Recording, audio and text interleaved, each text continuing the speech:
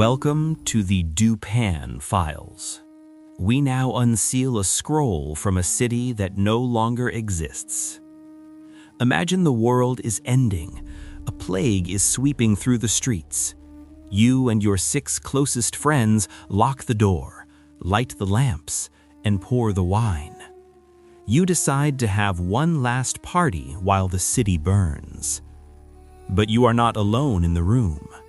There is a corpse lying in the doorway, and on the wall, a shadow appears that doesn't belong to any of you.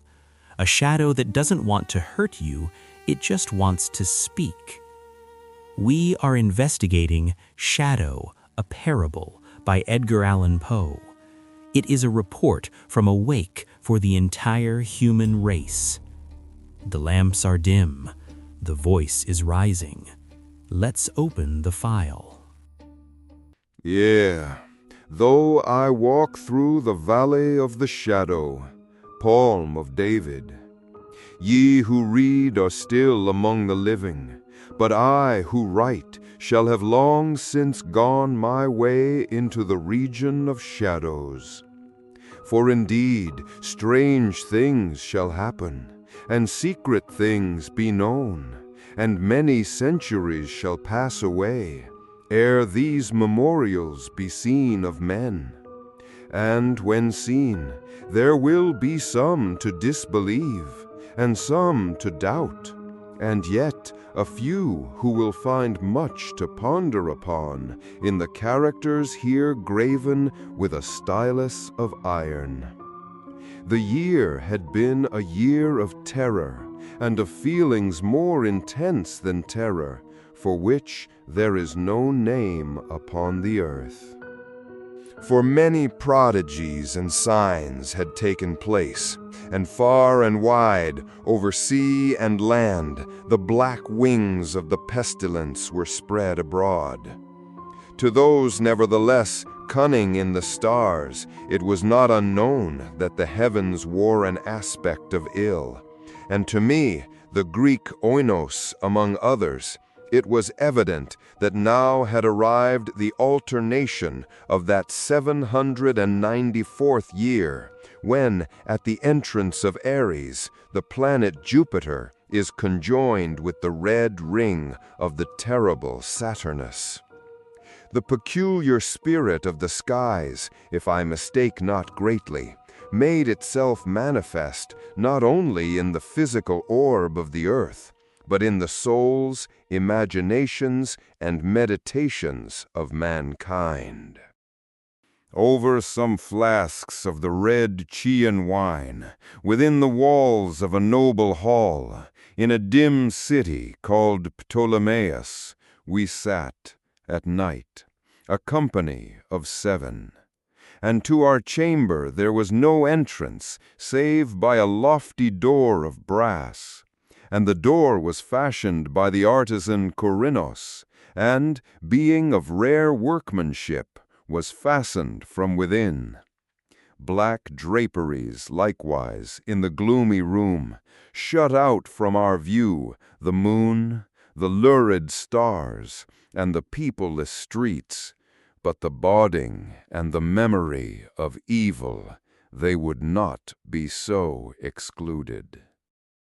There were things around us and about, of which I can render no distinct account, things material and spiritual, heaviness in the atmosphere, a sense of suffocation, anxiety, and, above all, that terrible state of existence which the nervous experience when the senses are keenly living and awake, and meanwhile the powers of thought lie dormant.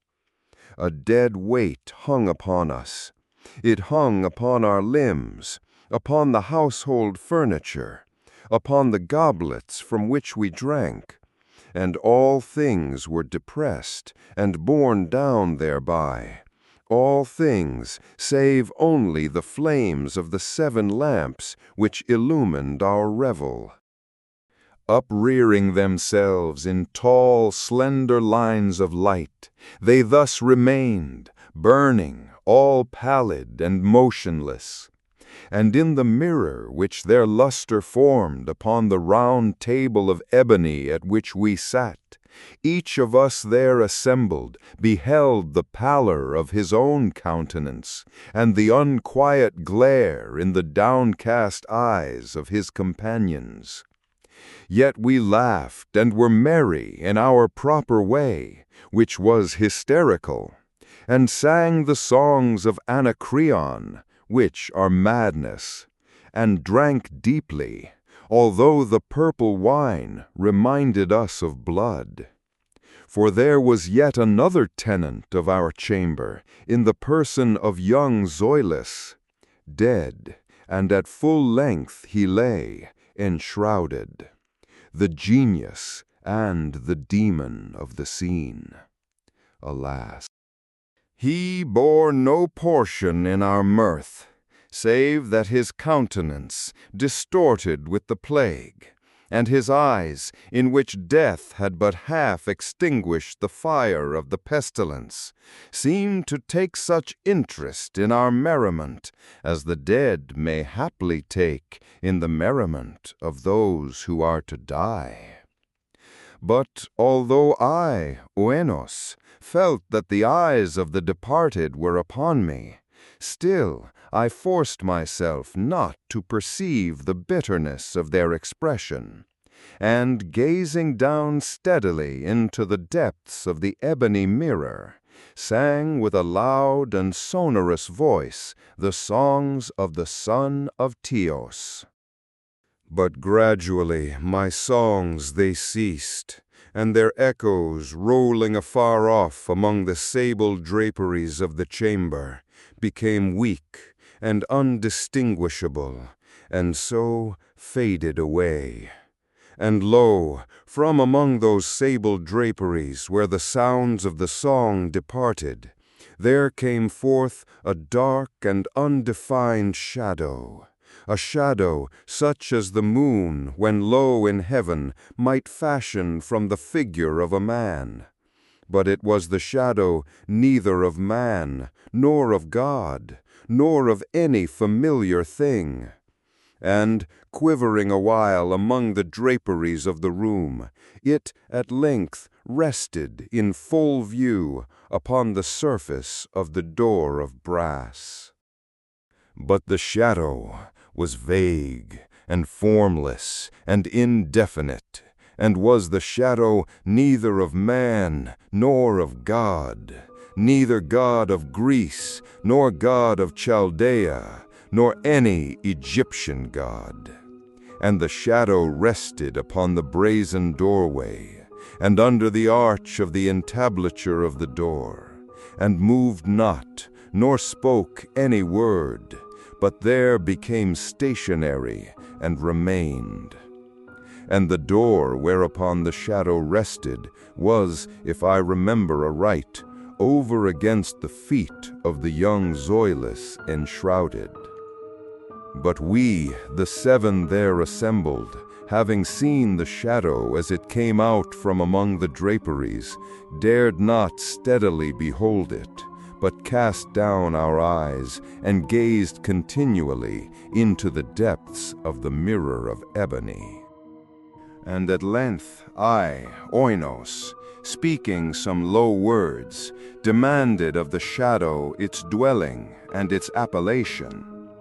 And the shadow answered, I am Shadow, and my dwelling is near to the catacombs of Ptolemais, and hard by those dim plains of Helusion, which border upon the foul Charonian canal. And then did we, the seven, start from our seats in horror, and stand trembling and shuddering and aghast.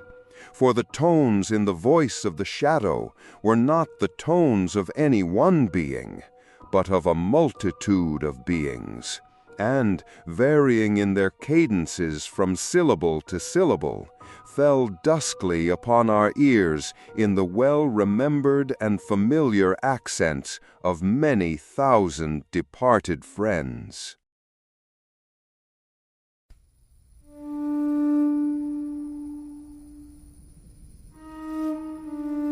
is the sound of the collective dead. Shadow, a parable, is a strange entry in the Poe archive. It isn't a murder mystery like the murders in the Rue Morgue or a thriller like The Pit and the Pendulum. It is a mood piece. It feels like a hallucination. But hidden inside this short text is one of the most terrifying concepts Poe ever wrote. Let's decode the message on the wall. The prototype of the pestilence. We have to start with the setting. 7 men drinking in a locked room while a nameless pestilence rages outside. Does that sound familiar? This story, published in 1835, is the direct atmospheric prototype for the Masque of the Red Death, which Poe would write 7 years later. But the tone here is different. In The Masque, the characters are arrogant partiers. In Shadow, the characters are hysterical. They are laughing, but their laugh is described as hysterical and pale. They are drinking not for pleasure, but to stifle the horror of the corpse of their friend Zoilus lying right there in the room.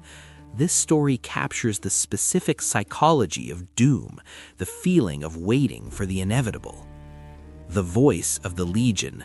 Let's analyze the entity, the shadow. It emerges from the dark draperies and rests upon a door of brass. But it doesn't look like a human shadow. Poe describes it as the shadow of neither man nor God, nor any familiar thing. The true horror comes when it speaks. When the character Ainos asks the shadow who it is and where it comes from, it doesn't answer with one voice.